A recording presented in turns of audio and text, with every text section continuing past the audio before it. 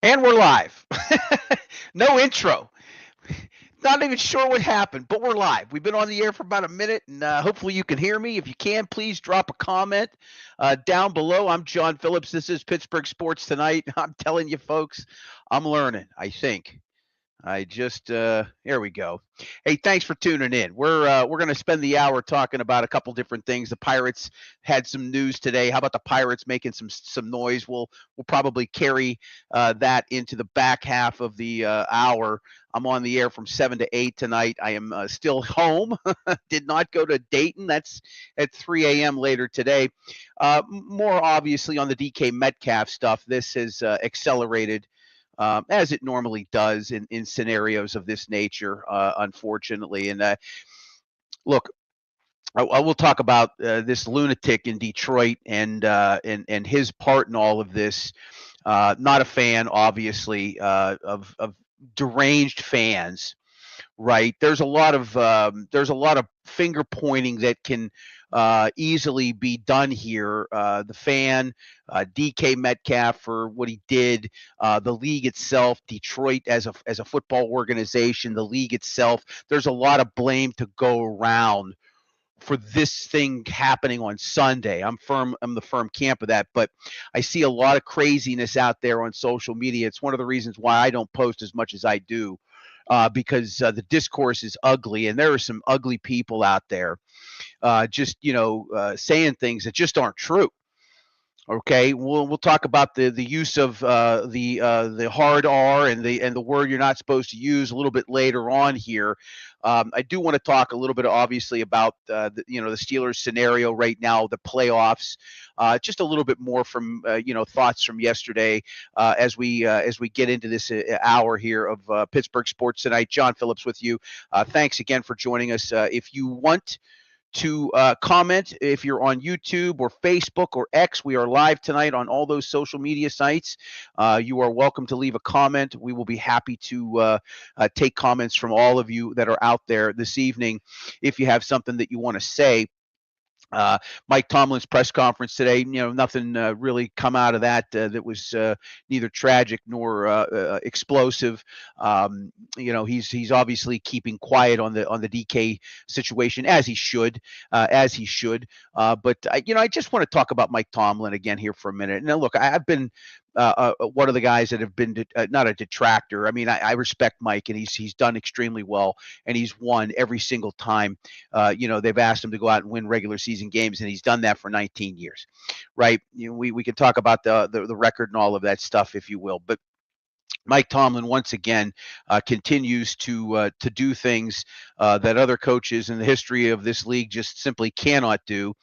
He's now the 11th coach with 200 wins. That includes postseason.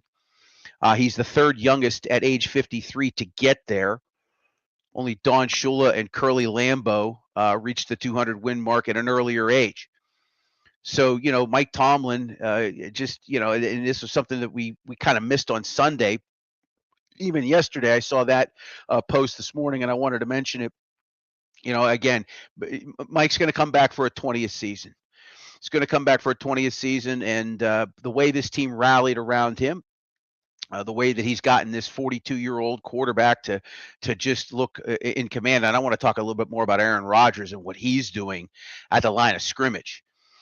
He's taking over. I don't know how much of it is Art Smith's offense as much as it is Aaron Rodgers making plays up in the dirt as things go along. So we'll get into that here in a moment. But again, just Mike Tomlin, for what it's worth, I'm crossing my fingers he wins a playoff game this year, maybe two. I don't know if they'll go to the Super Bowl. I've heard somebody yesterday, I think on the fan said, "Oh, they're Super Bowl contenders." I mean, they're having a nice little 3-game run right now, right? They're having a nice little 3-game run. Again, they beat Baltimore on the road. Say what you want about Baltimore this year. They're definitely down, but they're still Baltimore, and it's a road game. They beat a Miami Dolphins team that had won 4 in a row and 5 of 6, including waxing Buffalo, and they did that in convincing fashion. And they just boat raced Detroit in the second half on Sunday. They went into the half 10-10. They got that amazing touchdown catch from from they're I've lost track of the names.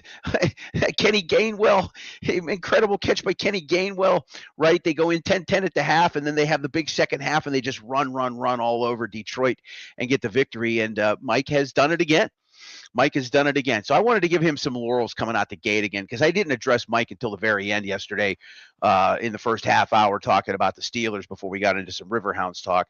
Yeah, just, I thought it would be very fair to just kind of, give a little bit more kudos to Mike Tomlin for what he has managed to do, which is right a very ugly ship 3 weeks ago. I mean, it was bad. The Buffalo loss, coupled off the loss to Chicago, and then they had lost 3 of 4 at that point. It was pretty bad, the worst it had ever been.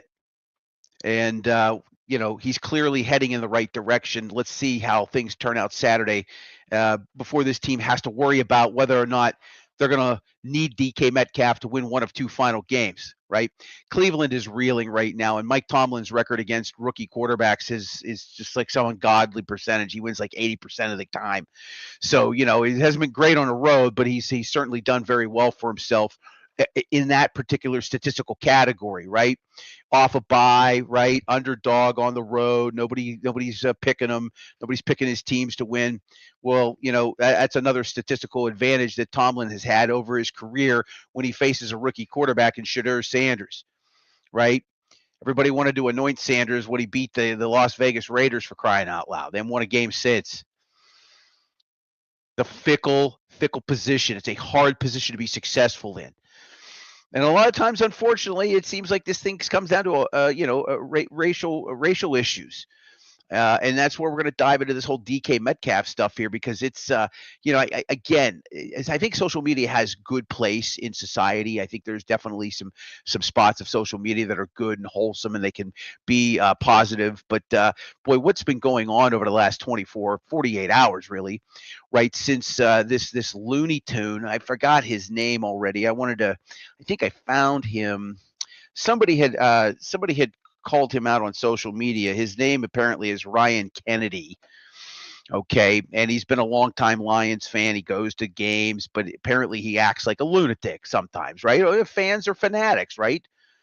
Where did a fan come from? It spawned off from the word fanatic, right? So this guy goes and has obviously some sort of history where, he calls DK Metcalf by his birth name. That's the story, at least. Right? Until it becomes he said this about me.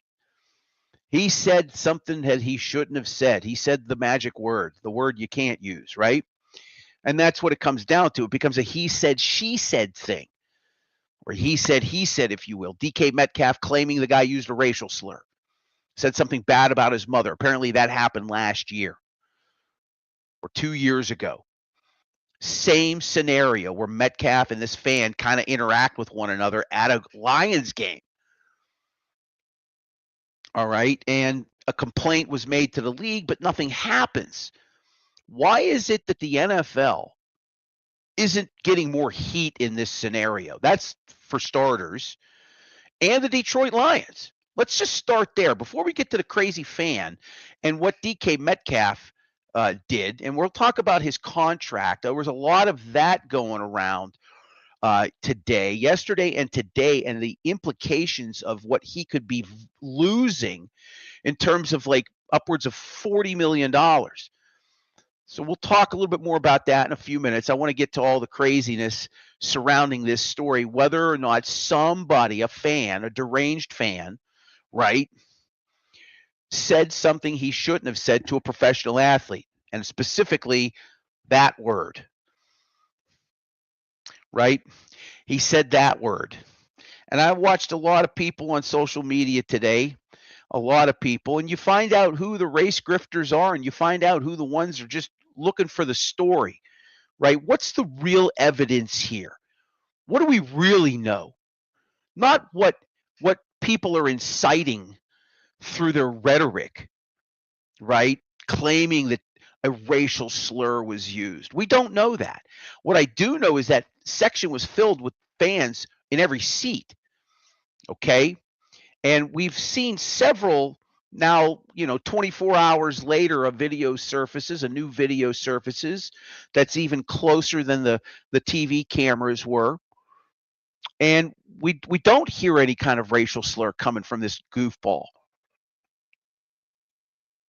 But yet you've got people on social media with hundreds of, tens of thousands, if not hundreds of thousands of people following them, putting stuff like this up. This person is apparently played at Ohio State University, has like over 100,000 people following him on social media. This Robert Littall. I mean, look at that.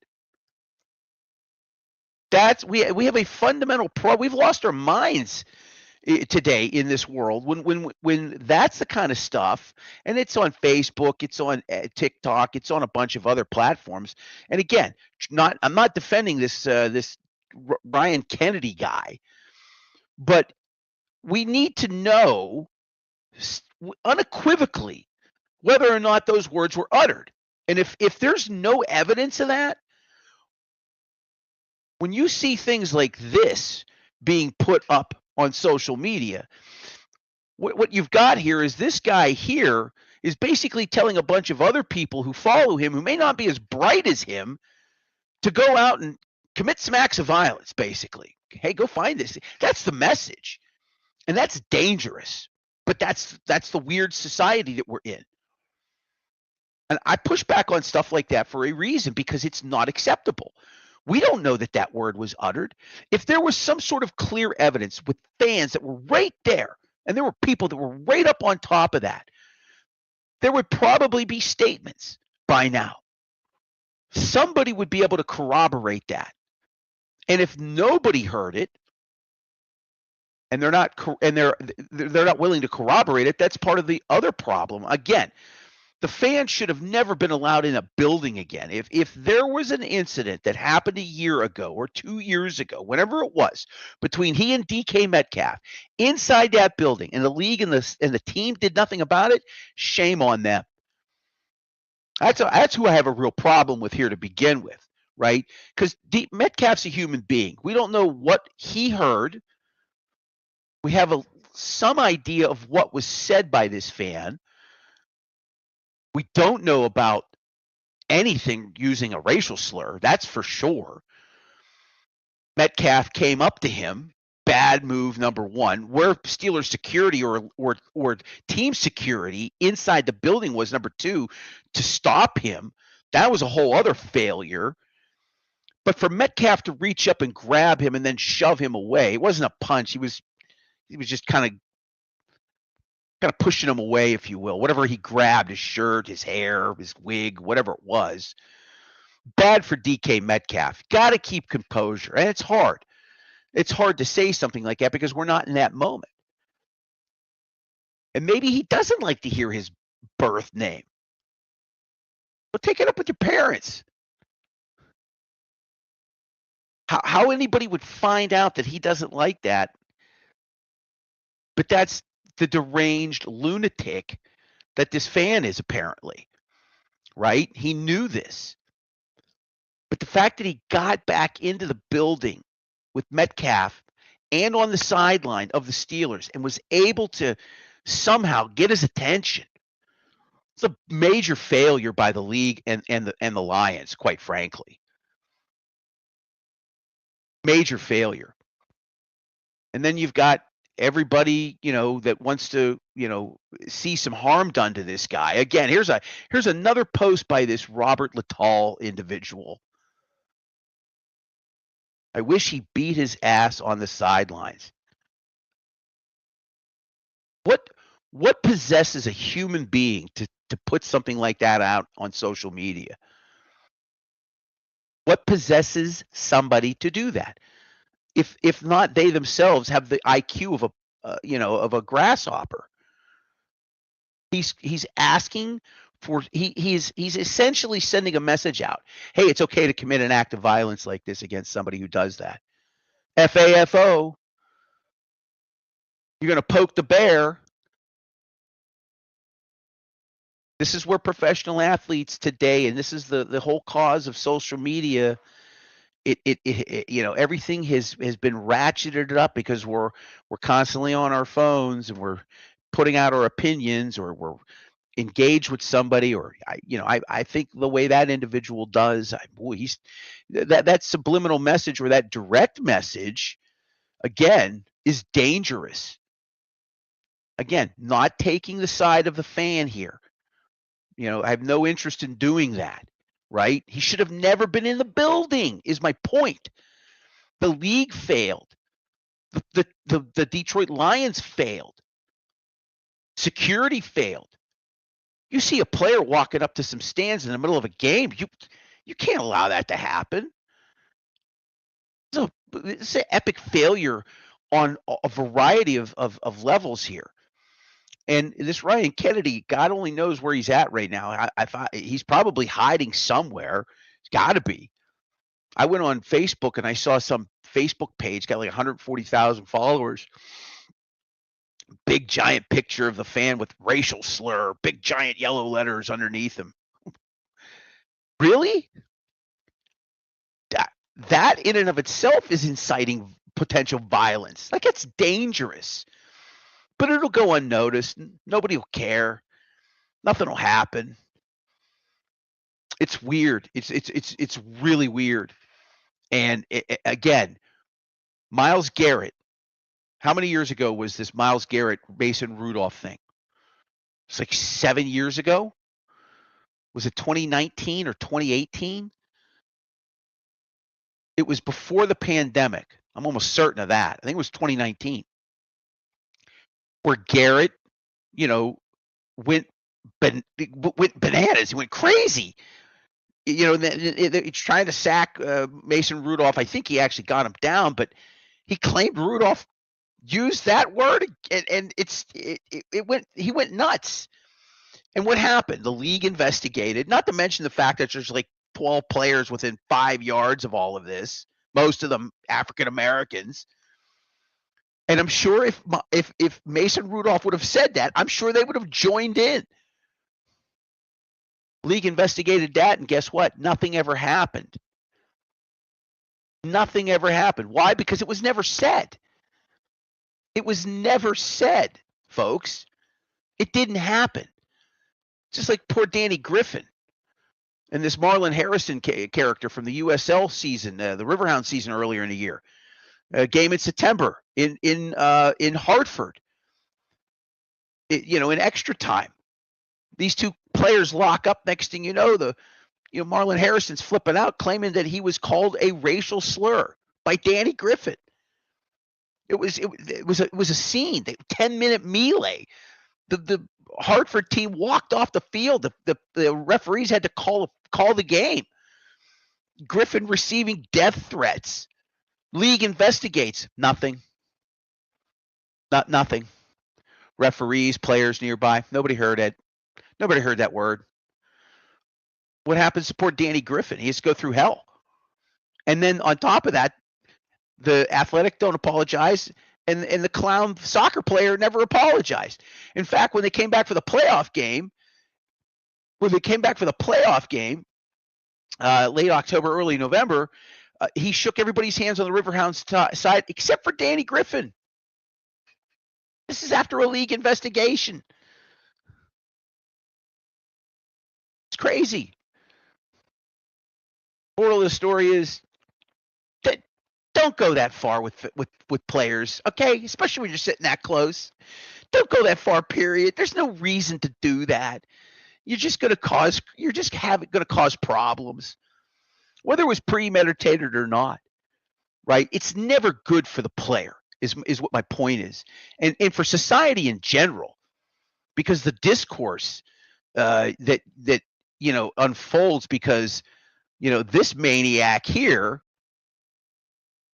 right? This is the guy in question. Look at that guy.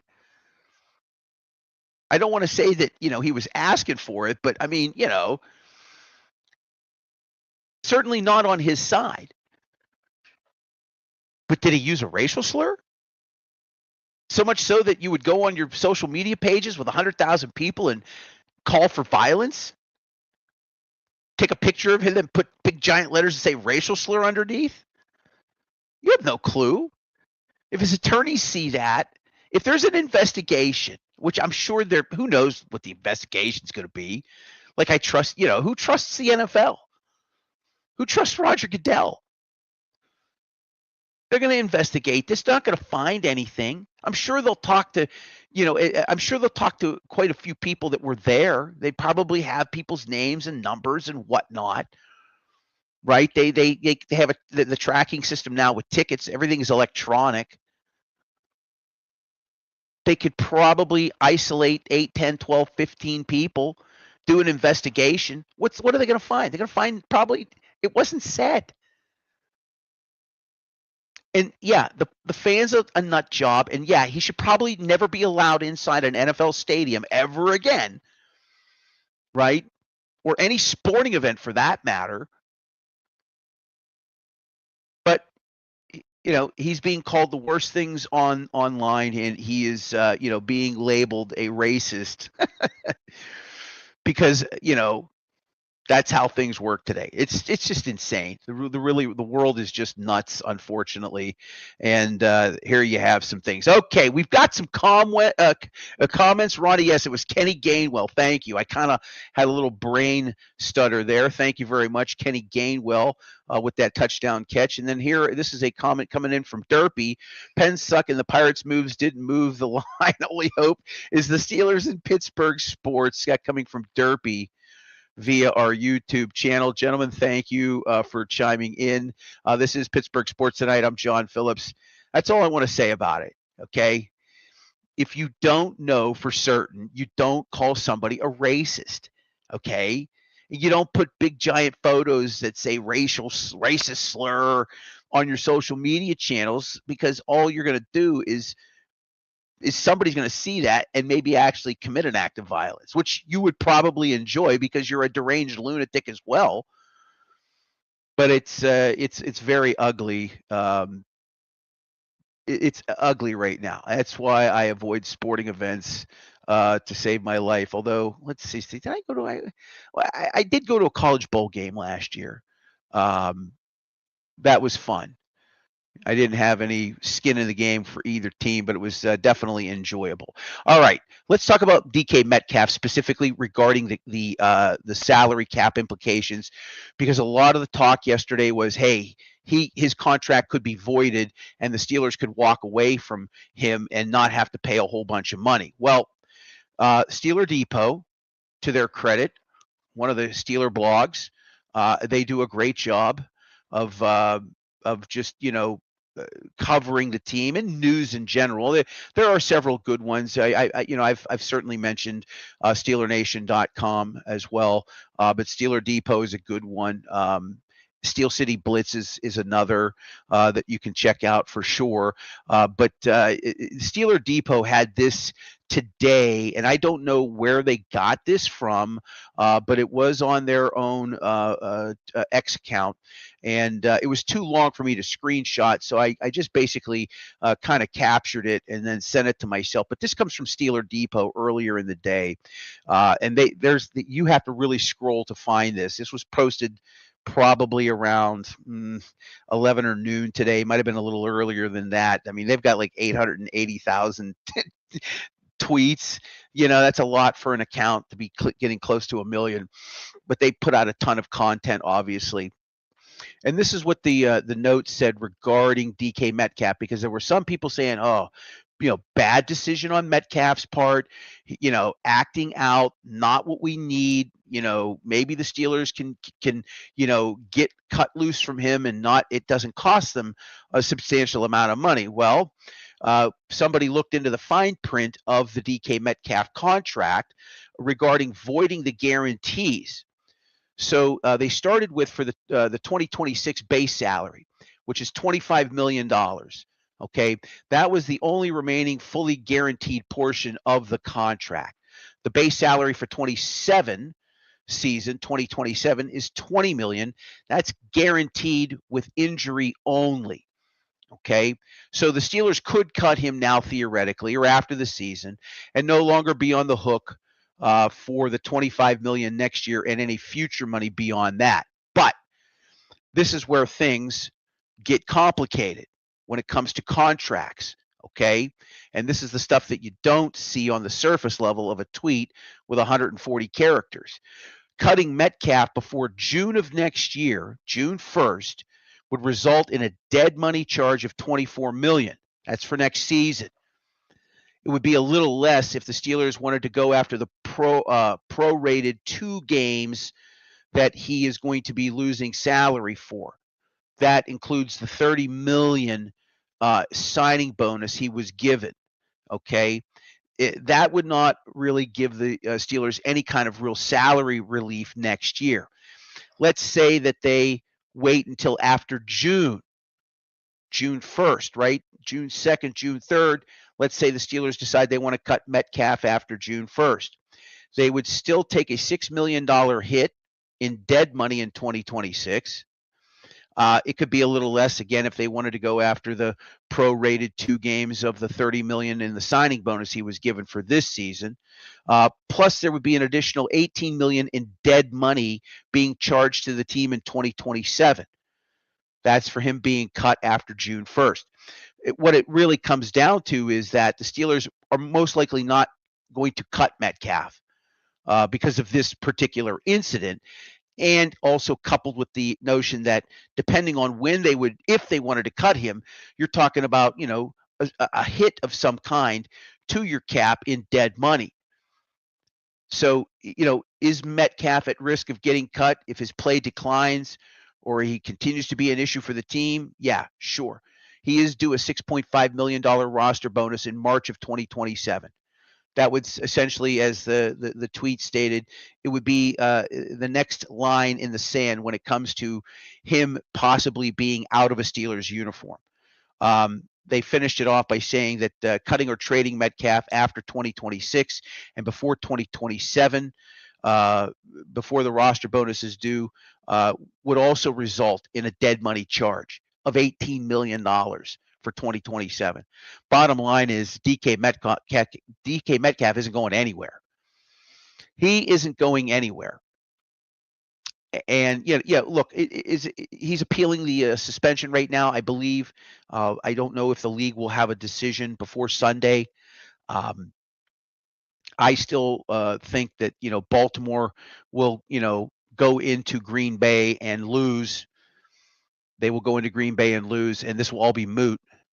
It'll just, if the league does hear the suspension, if they do hear his appeal and they can make a decision before, Sunday, that'll, kind of ice things off. Maybe he'll only get 1 game. I don't know. That's possible. A lot of people brought up the fact that at the, Bills and Ravens opener on Sunday Night Football that Lamar Jackson got into it with a fan in Buffalo and he didn't receive anything.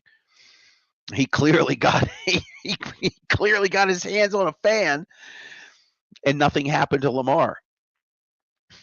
Not a 3-time MVP is DK Metcalf, right?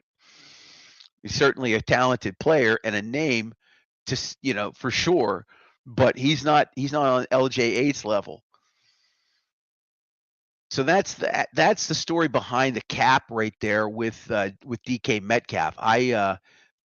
Look, I'm sure he's already had somebody sit down with him, right? I'm sure Tomlin, I'm sure Omar Khan, right? His agent, teammates have talked to him and say, hey, look, you got to put some earplugs in, man. You cannot allow a fan to impact you in that manner. That's big money. It's life-changing money, right? He wanted to be paid, and he got paid by the Steelers, which is a rarity in and of itself. The Steelers don't drop tons of all of a sudden this year. They've dropped all kinds of money. DK Metcalf, right? TJ Watt, making trades, bringing Aaron Rodgers in, which they caught a break on. Obviously, at the end of his career, what was it, 10 or 12 million? It's peanuts compared to what they've had the last 3 seasons at quarterback. But yeah, so there's the DK Metcalf stuff right there, a little further down the onion, right? When you peel back the layers of the onion, you start to see where all of the stench might come from regarding cutting DK Metcalf. That ended pretty quickly today, at least when I saw that. I thought to myself, there's no way that the Steelers are going to cut this guy, right? It's bad enough that they don't have a wide receiver too. They're going out and getting Adam Thielen, who's at 36, and MVS, who's been hopping around the league. They're desperate for a good wide receiver core. They're going to lose this poor guy for 2 games. Let's hope that the Ravens could lay an egg in Green Bay. Let's hope that they lay an egg in Green Bay, and then all of this will not matter. So that's my thought process on all of that. All right, Pittsburgh Sports Tonight rolling on. John Phillips here with you. You can leave comments on our Facebook or YouTube channels or on X. We're pleased you could be joining us tonight. We'll have some shows next week. No show tomorrow night for Pittsburgh Sports Desk. They are taking the Christmas Eve off, and they're taking New Year's Eve off. We will return as a group on Sunday with Steel City Sunday. We will start at 9 a.m. on Sunday, North Park Lounge, Richland. I have already talked to the restaurant. They're not going to forget us this time. We'll have a space to broadcast from. We had a big show planned too on Sunday. I was very disappointed, but cooler. We got out of there, and I was happy to get out of there because the poor GM, I don't think he was when I got to him and I said, "Hey, you got a space?" And after a couple minutes, he looked very frustrated. I said, "It's okay. This too shall pass. Just don't forget about us next week." So we'll have a show on Sunday at 9 a.m., 4 hours of pregame coverage. We'll have Paul Zeiss. We'll have Todd Haley, a bunch of other guests. I'm hoping to have Philly Godfather, a professional gambler for 40 years. Philly Godfather will be on Sunday. We'll have some other guests as well. Mike Oste, Zig Fracassi. He's battling health issues right now. Zig, I hope you are doing well, sir. I saw you put a little post up on Facebook, and hope things are coming along better for you. We get older, and our health becomes more of a problem. It's funny how that works. Okay, I hate to even do this because I am one of the people that just does not like talking about the Pirates. I have such a disdain for ownership and the organization just in general as a whole. But I will talk Pirates here for just a little bit. We will talk about the Penguins, who lost again this afternoon. They had an afternoon game against Toronto. We'll talk more about that in a little bit here. But the Pirates are trying apparently to be a contender in 2026. Apparently they agreed to terms with all-star first baseman outfielder Ryan O'Hearn. 2 years, $29 million. He recently played with Baltimore. It's the first multi-year free agent deal the Pirates have put together since 2016. No question about it. They were a terrible offense last year, one of the worst in baseball. O'Hearn is 32. He had a pretty good season last year. His first all-star selection, he set career highs with a batting average of .281. He hit 17 home runs. He had a WAR of 3.0. He's a left-hander. He'll DH, play first base. Not a tremendous amount of raw power, but he is a very steady on-base threat.